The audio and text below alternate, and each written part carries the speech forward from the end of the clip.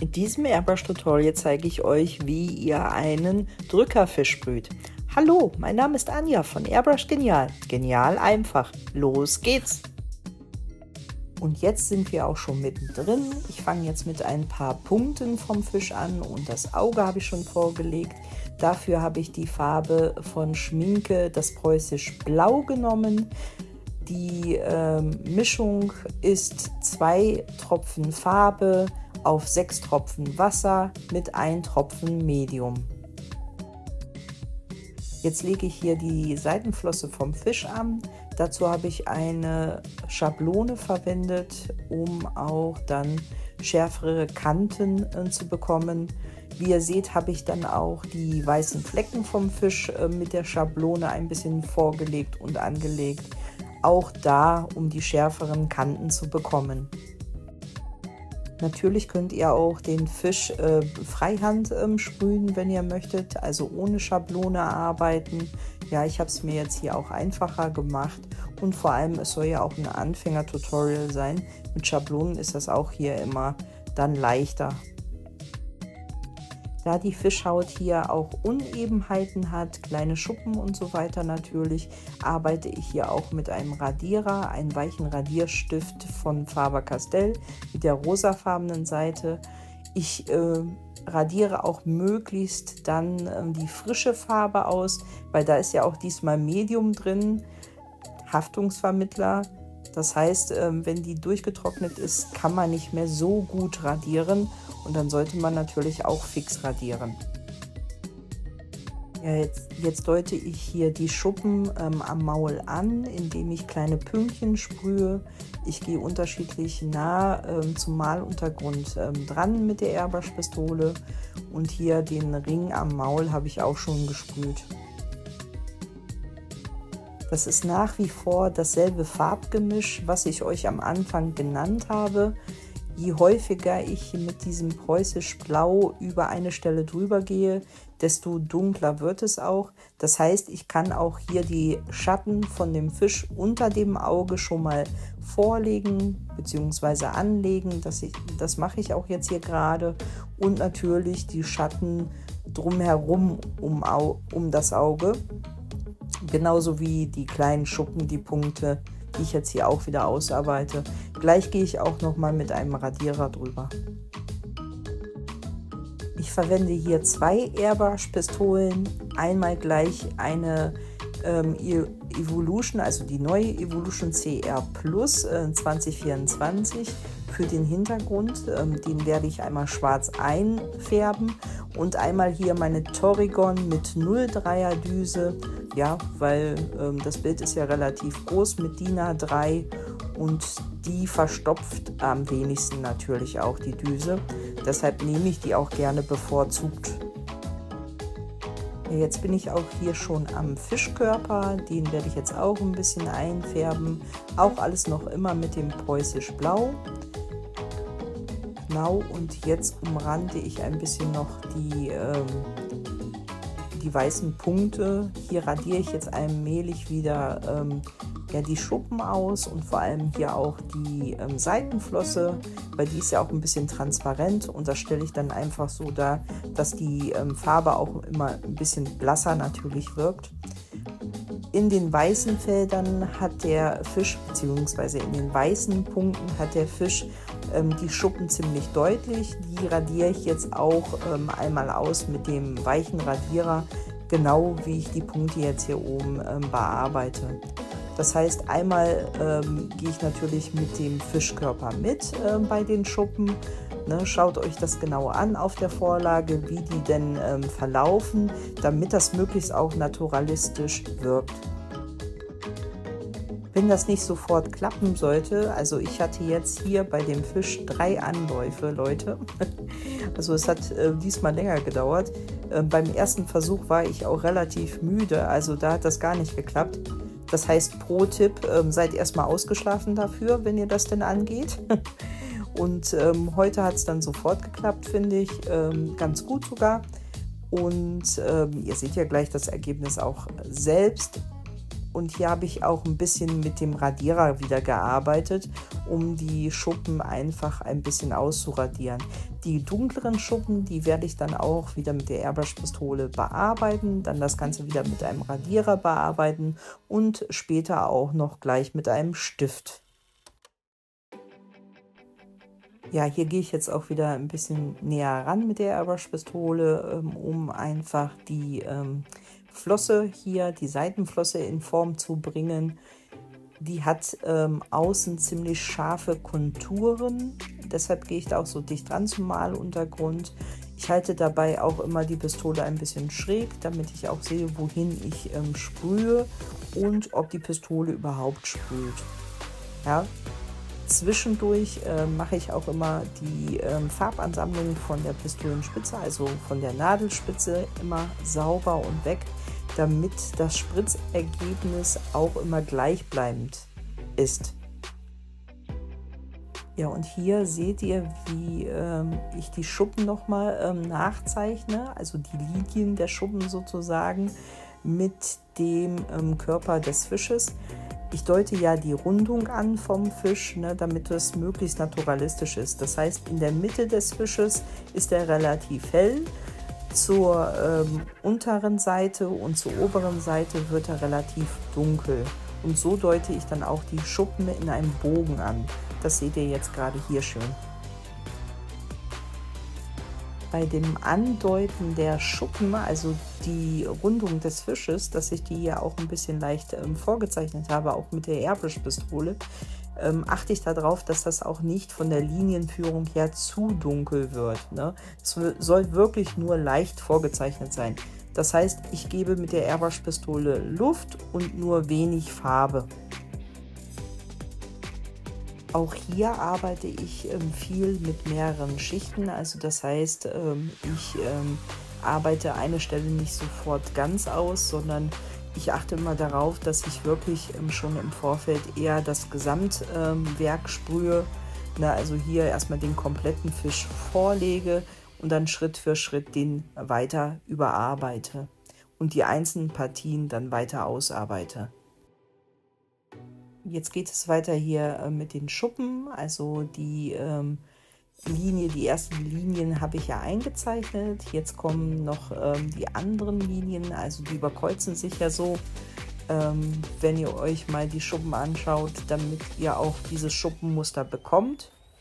Und das mache ich jetzt hier gerade mit dem weichen Radierstift wieder von Faber-Castell. Vom Effekt her finde ich das ganz gut, weil die Zwischenräume ja auch hell sind. Also das heißt, die sind nicht dunkel, sondern die glänzen eher weißlich-blau. Das seht ihr aber auch schön auf der Vorlage, wenn ihr euch die mal anschaut. Ja, jetzt gehe ich auch noch mal hier an der Seitenflosse dran mit dem Radierstift und arbeite die Transparenz ein bisschen aus. Und jetzt geht es auch weiter mit der Airbrush-Pistole. Jetzt versuche ich auch die nächsten Konturen ein bisschen schärfer anzulegen, hier von der Rückenflosse. Einmal die Kontur unten, beziehungsweise der Schattenbereich, den arbeite ich gerade aus. Und die einzelnen, ja, wie nennt man das von der Rückenflosse, die einzelnen Gräten. Ne, das sind keine Gräten, ne? Aber ihr wisst, was ich meine, also die einzelnen Fächer, dann, die eben dunkler werden, sozusagen. Die habe ich jetzt auch mit der Airbrush-Pistole sachte vorgelegt. Das mache ich gleich auch unten, also bei der Bauchflosse. Und da werde ich das genauso ausarbeiten. In der Mitte habe ich dann auch so einen kleinen Streifen stehen lassen, also einen helleren Streifen, damit die Plastizität auch ein bisschen besser rauskommt. So wirkt der Fisch dann auch ein bisschen plastischer und ja, man hat schon das Gefühl, dass der gleich auch hoffentlich anfängt zu schwimmen. Aber schreibt mir das doch einfach mal in den Kommentaren, wie ihr das denn findet. Jetzt arbeite ich noch einzelne Schuppen mit der Airbrush-Pistole aus, also die ganz dunklen Schuppen sozusagen. Ja, da gehe ich jetzt auch einzeln wirklich drüber.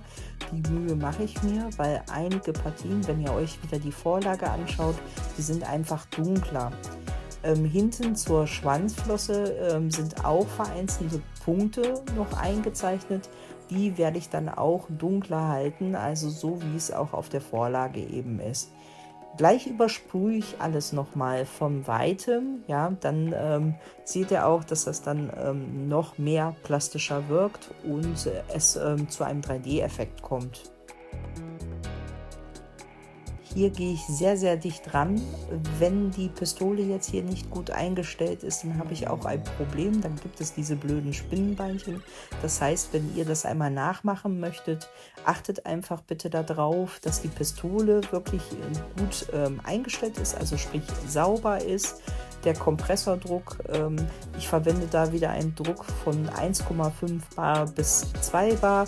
Gehe ich sehr dicht dran, verwende ich da schon einen niedrigeren Druck mit 1,5 bar und ja, und dann arbeite ich mich jetzt hier wirklich Schritt für Schritt durch mit den Schuppen. Ich spare mir den kompletten Fisch auf diesbezüglich, ne? Also ich mache wirklich nur diese obere Schuppenpartie, die eben am dunkelsten ist sozusagen, und die übersprühe ich, wie gesagt, gleich auch nochmal aufs Neue. Dann seht ihr, dass das auch dementsprechend besser rauskommt von der Wirkung her. Jetzt geht es weiter mit einem Stift und mit ein bisschen Pinselarbeit. Hier habe ich den Posca-Stift, den Marker. Das ist ein gelber Marker, der deckend ist. Und ja, einfach um die Zwischenräume hier von den blauen Punkten auch dementsprechend gelb einzufärben. Weil wenn ich da jetzt nochmal mit der Airbrush-Pistole drüber gehe, mit komplett gelb, dann sind die Punkte direkt von vornherein komplett grün. Und das will ich natürlich vermeiden. Die haben schon mehr Blaustich statt Grünstich. Alle Produkte verlinke ich euch wieder in der Infobeschreibung. Es handelt sich dabei um Affiliate-Links. Also wenn ihr darüber bestellt, bekomme ich eine kleine Provision und ihr unterstützt meine Arbeit und den Kanal hier. Für all diejenigen, die das bereits machen, vielen Dank dafür. Ich freue mich da wirklich drüber sehr. Und ganz wichtig zu sagen, ihr habt dadurch auch keinen finanziellen Nachteil, wenn ihr darüber bestellt, wohl bemerkt. Also fleißig bestellen. Ich freue mich auf jeden Fall. Vielen Dank. Ja, damit ich den Marker besser nutzen kann, habe ich mir ein bisschen Marker quasi in ein Gefäß gepackt. Also ich habe da mehrfach den Marker gepumpt, damit die Farbe da rauskommt. Und dann habe ich einen Pinsel verwendet, um das Filigrane einfach aufzutragen. Das hat ganz gut funktioniert, meiner Meinung nach. Ja, und so kann man natürlich auch feine Linien ziehen. Ja, ich finde jetzt, der Fisch nimmt schon jetzt schön Gestalt an, also zumindest auch von den Schattenbereichen her und von den Dunkelheiten her. Jetzt radiere ich gleich aber auch noch ein bisschen hier an der Bauchflosse und oben an der Rückenflosse aus, ja, damit das auch mehr aussieht nach Flosse. Genau, ihr seht das hier ganz schön und oben mache ich dasselbe jetzt genau. In der Mitte lasse ich dann immer eine relativ hellere Aussparung oder eine relativ hellere Spur. Genau dasselbe mache ich jetzt hier auch an der Schwanzflosse. Und gleich übersprühe ich auch alles nochmal mit der Airbrush-Pistole, damit das auch wieder ein zusammenhängendes Bild gibt. Nochmal Werbung in eigener Sache: Wenn ihr noch nicht den Kanal abonniert habt und euch das Video gefällt, dann abonniert auf jeden Fall. Ich würde mich total freuen. Liked, kommentiert, falls ihr Fragen habt. Manchmal erkläre ich ja auch schnell und ja, falls Fragen offen sind, einfach kommentieren. Ich versuche auch möglichst flott zu kommentieren. Vielen Dank dafür, für all diejenigen, die auch schon uns, beziehungsweise uns, sage ich schon, genau, ich habe immer einen neben mir sitzen. Auf jeden Fall für alle, die mich supporten und die den Kanal schon abonniert haben, vielen Dank dafür. Wir gehen stark jetzt auf die 700 Abonnenten zu, also es fehlen nur noch 6 oder so, ne? Ich würde mich total freuen, wenn wir das diese Woche schaffen und ihr meinen Kanal weiter supportet. Vielen Dank dafür. Ja, und jetzt nicht, um euch zu langweilen, habe ich schon mal den Hintergrund schwarz gesprüht, ne? Also einfach nur schwarze Farbe in meine Evolution reingepackt und fast unverdünnt wohl bemerkt, ja. Und dann einmal den Hintergrund einmal abgedunkelt mit schwarz. Jetzt kommt das natürlich knallig schön raus mit dem Fisch hier, finde ich. Das passt richtig gut. Sieht auch schon auf der Vorlage meiner Meinung nach sehr schick aus. Und damit das jetzt hier auch fein säuberlich ist, bearbeite ich jetzt nochmal die Kanten, wo die Farbe unter die Folie gelaufen ist, einmal mit einem Polychromos Stift vom Faber-Castell. Ja, und die Dunkelheiten, genau, und die schärferen Konturen, das mache ich ebenfalls. Genauso wie mit den Flossen. Die bearbeite ich jetzt auch einmal damit, ne, damit das einfach schöner wirkt. Ja, wenn ich das jetzt hier erledigt habe, gehe ich gleich auch nochmal mit Schwarz über den kompletten Fisch was drüber. Also zumindest unten, um einfach die Rundung des Fisches auszuarbeiten. Das heißt, unten liegt ja, oder der untere Bereich liegt ja mehr in den Schatten, genauso wie der obere Bereich. Und das werde ich gleich einmal andeuten mit dem Schwarz nochmal. Das werdet ihr gleich sehen. Jetzt arbeite ich nochmal hier die einzelnen Schatten auch erstmal aus, von den Flossen, von dem Maul, von dem Auge, genau. Und gleich gehe ich dann einmal mit der Körperform vom Fisch nochmal mit Schwarz drüber. Noch eine wichtige Ankündigung. Es wird sich jetzt wahrscheinlich zukünftig erstmal das Video ein bisschen verspäten. Also wahrscheinlich wird das auf Samstag gelegt, wie heute auch schon.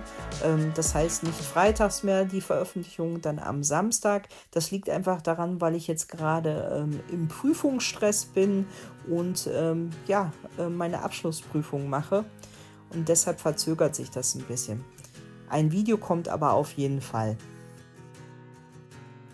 Ja, und jetzt geht schon zum Ende wieder. Das ging ja wieder relativ flott. Wenn ihr noch immer nicht genug habt von der Airbrush-Technik, dann schaut euch unbedingt hier die coolen Tierporträts an.